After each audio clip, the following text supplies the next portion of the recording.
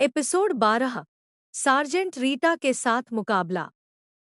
Sergeant Rita काल को मुख्य मंजिल से नीचे ले गई और मैदान के पार एक बड़े खुले कोलोसियम तक पहुंची। आज के लिए यही हमारी जगह होगी। कम से कम जब यह खाली हो तब तुम्हें यह पसंद आएगी। यहाँ कोई नहीं है, इसलिए तुम अपने हॉक को जितनी दूर चाहो भेज सकते हो और हम ट्रेनिंग गियर के साथ मुकाबला कर सकते हैं। ज्यादा चिंता मत करो, यह कमांडर रैंक के मैजिकल बीस्ट्स के हमलों को सहने में सक्षम है। अभ्यास के दौरान हमें कोई खतरा नहीं होगा, उसने समझाया। वास्तव में यह कोलोसियम एक फुटबॉल स्टेडियम था, जिसे डिवाइन गोल्डन अकादमी बनने के बाद एक दशक पहले इंजेक्शनों के विकसित होने के समय एरिना में बदल दिया गया था। यह बहुत विशाल और खुला था, लड़ाई के लिए पर्याप्त से भी ज्यादा जगह थी, और इसे एक शक्तिशाली जादुई बैरियर तथा आर्मर्ड प्लेटिंग से ढका गया था ताकि लड़ाइयों का असर दर्शकों तक न पहुंचे। अपने पक्षी को बाहर बुलाओ। तुम दोनों पहला कदम उठा सकते हो, सार्जेंट रीटा ने सुझाव दिया जब वे युद्धक्षेत्र के बीच की ओर चले। हॉक, ऊंचाई पर उड़ो और बगल से हमला करो। वह उम्मीद करेगी कि तुम उसके पीछे से आओगे। काल ने अपने गॉटलेट्स जांचे और तलवार निकालते हुए निर्देश दिया।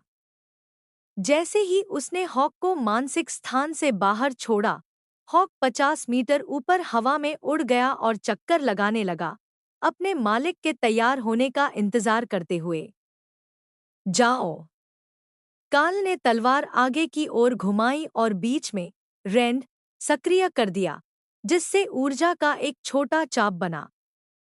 रीटा ने अपने हाथों में प्रकट हुए 2 खंजरों में से एक की मदद से उस हमले को आसानी से रोक दिया। फिर वह एक तरफ हट गई। उसी समय हॉक का हमला उसकी ओर तेजी से आया।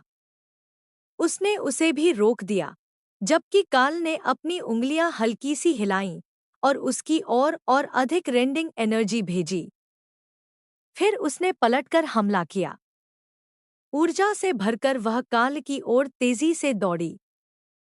काल के पास असली लड़ाई का कोई अनुभव नहीं था, लेकिन तलवार खंजर से बड़ी थी, इसलिए वह एक तरफ हट गया और अपनी तलवार घुमाई। रीटा ने उसे आसानी से रोक दिया, लेकिन जब उसका ध्यान भटका हुआ था, हॉक का अगला हमला उसकी गर्दन के पीछे लगा और वहां चमकीला लाल निशान छोड़ गया। हम क्या करें? जब मैं उसकी गर्दन पर हमला करता हूं, तो उसकी गर्दन टूटती क्यों नहीं? हॉक ने घबराकर पूछा। बस हमला करते रहो। वह हमसे ज्यादा शक्तिशाली है, लेकिन वह हमें लड़ना सिखाने वाली है। काल ने घबराते हुए अपने गॉन्टलेट से उसके खंजरों को रोकना जारी रखा, लेकिन वह देख सकता था कि रीटा अपनी पूरी शक्ति का इस्तेमाल नहीं कर रही थी। वह उसकी शारीरिक सीमाओं को परख रही थी। उस पक्षी की सटीकता घातक है। मैं समझ सकती हूँ कि उसके जैसे साथी के साथ तुम्हें कॉमन ग्रेड राक्षस के खिलाफ आत्मविश्वास क्यों होगा। अगर मैं तुम्हारी सहपाठी होती, तो गर्दन पर उस हमले के बाद शायद अब तक अस्पताल में होती। सार्जेंट ने उनकी प्रशंसा की। उसने उस पक्षी की गति को कम आंका था और उसे एहसास नहीं हुआ था कि हॉक इतनी जल्दी दोबारा गोता लगाकर हमला कर सकता है। रीटा ने अपना शरीर इस तरह घुमाया कि काल और ऊपर चक्कर लगाते हॉक दोनों उसकी नजरों में रहें। फिर उसने हमलों की तेज बौछार शुरू कर दी, जिसने काल को जमीन पर गिरा दिया, ठीक उसी समय जब उसे हॉक के हमलों को रोकना पड़ा। ठीक है, अब मुझे तुम्हारी कमजोरियां पता है। पहली चीज जिस पर हमें ट्रेनिंग करनी है, वह तुम्हारी लड़ने की क्षमता है। जबकि वह पक्षी बार बार होने वाले अचानक हमले के बराबर है, कम शक्ति वाला, लेकिन बचना बेहद मुश्किल। तुम्हें अपने दुश्मनों के गुस्से का सामना खुद करना पड़ेगा, जब तक कि तुम्हें दूसरा पालतू या कोई ग्रुप साथी न मिल जाए जो उनका ध्यान अपनी ओर खींच सके। यह बात काफी समझ में आती थी। एक तरह से वह अभी भी वॉरियर क्लास ही था, बस एक पेट वॉरियर जो एक मैजिकल बीस्ट के साथ मिलकर लड़ सकता था। पूरी कॉम्बैट प्रणाली सीखना आसान नहीं होने वाला था, लेकिन इस समय ग्रेजुएशन के बाद उसका जीवन सचमुच इसी पर निर्भर था। जब तक कि वह प्रसिद्ध और शक्तिशाली बनने के अपने सपने छोड़कर बेहद अमीर लोगों के लिए कोई आरामदायक नौकरी न कर ले और किसी तरह रिजर्व फोर्स में युद्ध के लिए बुलाए जाने से बच न जाए। लेकिन अगर उसने ऐसा किया, तो वह उस जगह से ज्यादा अलग नहीं होता जहां से उसने शुरुआत की थी। बस अब वह कहीं ज्यादा शानदार ढेर के सबसे नीचे होता। यहाँ तक कि एलिट्स के बीच मौजूद ज्यादातर संगीत और टेलीविजन सेलिब्रिटीज भी अपनी शक्ति बढ़ाने या हमलों से निपटने के लिए लड़ने जाते थे। वे बस ऐसा असिस्टेंट्स और कैमरों के साथ करते थे, ताकि पूरी दुनिया देख सके कि वे कितने शानदार हैं। वे किसी ऐसे ब्यूरोक्रेट या वकील की तरह नहीं थे जिसे किसी ऐसे हमले से निपटने के लिए अकेले भेज दिया जाए जो खबरों तक में न आए और वहां किसी बेकाबू राक्षस से लड़ना पड़े। ठीक है, हम शुरुआत किससे करें?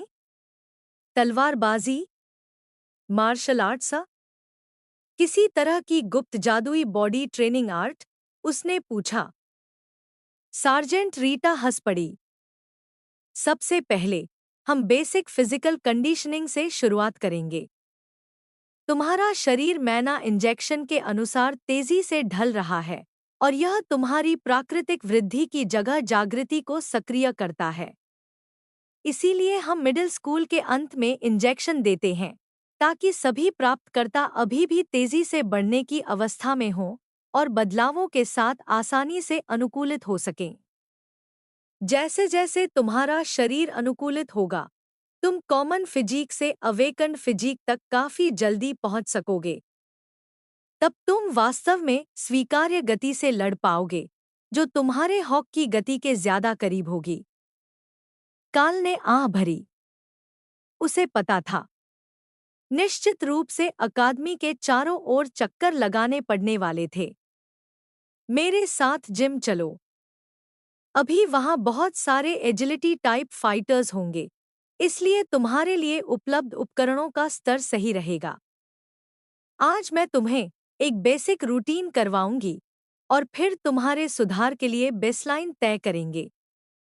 अगले 1 महीने के भीतर मुझे उम्मीद है कि तुम न्यूनतम अवेकन स्टैंडर्ड तक पहुंच जाओगे। हालांकि आधिकारिक टेस्ट सेमेस्टर के अंत तक होंगे, तो ज्यादातर छात्रों को अवेकन स्टेज तक पहुंचने में इतना समय लगता है। काल ने पूछा। यह उतना बुरा नहीं लग रहा था। नहीं, उनमें से बहुत से अगले कुछ हफ्तों में न्यूनतम स्टैंडर्ड तक पहुंच जाएंगे। असली जीनियस पहले सेमेस्टर के अंत तक असेंडेड के करीब पहुंच जाएंगे और या तो साल के अंत में या दूसरे साल की शुरुआत में वहां पहुंच जाएंगे। और उसी पल काल के एलीट के रूप में आसान दिनों के सपने चकनाचूर हो गए।